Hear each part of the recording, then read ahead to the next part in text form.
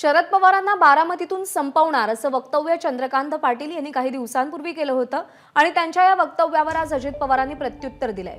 जी व्यक्ती निवडणुकीत उभीच नाही त्यांना पराभूत करणं हे बोलणं योग्य नाही अशी प्रतिक्रिया अजित पवारांनी दिली आहे। दरम्यान अजित पवारांच्या या नाराजीच्या वक्तव्यावर चंद्रकांत पाटील यांनी बोलणं टाळलंय।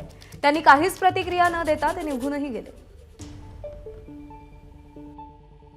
जे काही विधान केलेलं होतं त्या विधानात काही अर्थ नव्हता, काही सत्य नव्हतं। नंतर आम्ही चंद्रकांतदादांना म्हणालो की दादा तुम्ही आपलं पुण्यामध्ये बघा काम, मी काय असेल ते बारामतीत आमचे कार्यकर्ते बघतील। साहेब उभे असतील तर ना, उभे कोण होते? सुनेत्रा पवार, सुप्रिया सुळे। त्याच्यावर पराभव या दोघींच्या पैकी एकाचा होणार आहे ना। बोलले ते चूक आहे, मान्य करतो ना।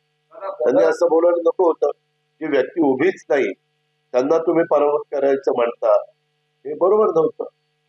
दादा अजित पवार नाराज आहेत तुमच्या वक्तव्यावर। दादा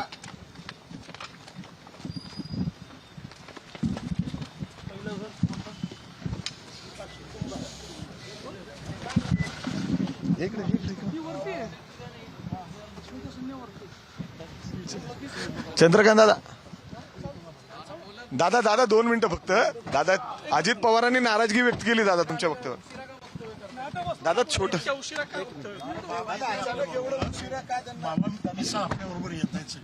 बाबू चला ऐसा करो अपने पीछे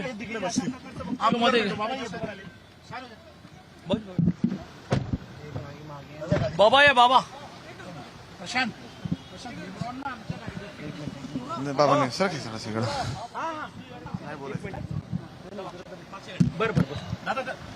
चला काका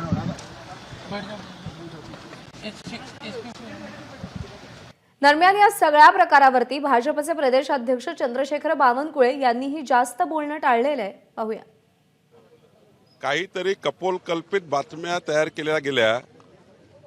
असं आहे की जेव्हा आपण मतदान त्या ठिकाणी कुठलीही सभा घेतो किंवा कुठली अपील करतो तेव्हा आपलं कामच आहे की विरोधक जे आहे ते विरोधकांबद्दलचं त्या ठिकाणी आपण सांगतो की आम्हाला मतदान करा, आम्हाला निवडून द्या।